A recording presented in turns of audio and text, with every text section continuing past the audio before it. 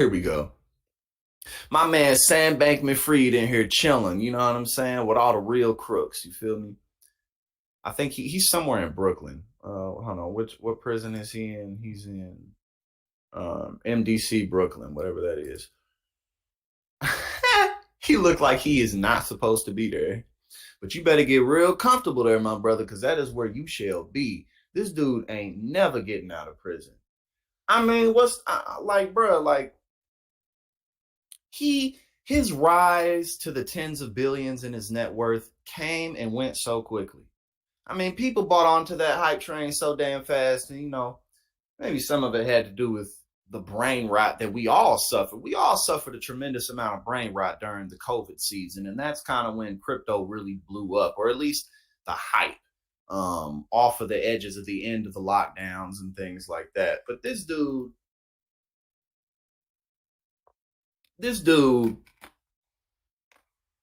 does not belong in this prison, and yet that is where he finds himself. Prison isn't somewhere where anyone wants to be.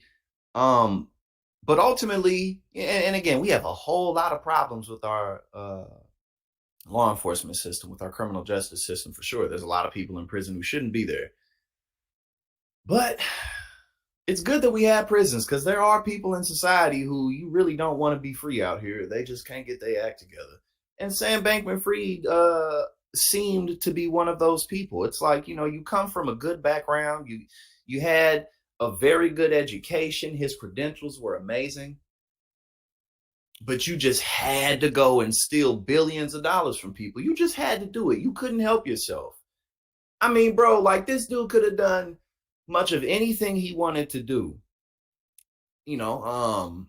He's very mechanically intelligent. Obviously, he's not. He ain't that damn smart, because look where he is now. But he's smart enough. He could have done anything with computer programming. He could have done anything with numbers. He could have done shit with investing. But apparently he sucks at investing, because the whole thing was Alameda Research.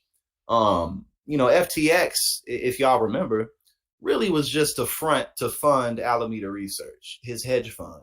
And this dude went on. I can't remember the guy's name. I want to say it's Jonathan, but I could totally be fucking that up. This dude did an interview with a banking journalist, like a guy who is a veteran in the banking world, knows finance like the back of his hand, and sat there and described a Ponzi scheme. Literally, he said, think of this box, and people just put money into the box, and then you can get as much money back out of it as you want. And they were like, so you're running a Ponzi scheme. And it was like over a year later that he went down. But it's just funny, man. Life, choices matter. Choices matter, man.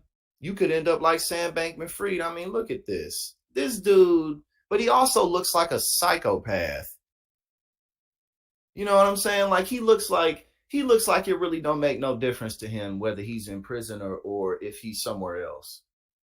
But I mean, this guy, like, he looks, I don't know. I mean, there's one picture, but he's just off, man. There's just something off about him. You can't see any of their faces. But it's like, I'd be willing to bet that all of these guys come from backgrounds that at least make a little bit more sense for them to be up in here. Not your ass. Modern day Bernie Madoff. Except you didn't do it as good and you didn't do it as long. He couldn't pull it off. All right. We had to start off with that one.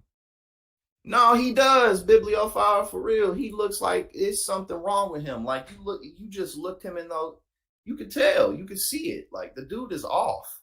Which is why he's where he is. But there's something wrong with him, man. So it's like, hey, but you know what? Hold on, let me put my chair down just a little bit. There we go. I got the camera set up high, but I'm not a short guy, so got to bring the chair down. All right. But yeah, no, my man's was looking all types of crazy in this picture.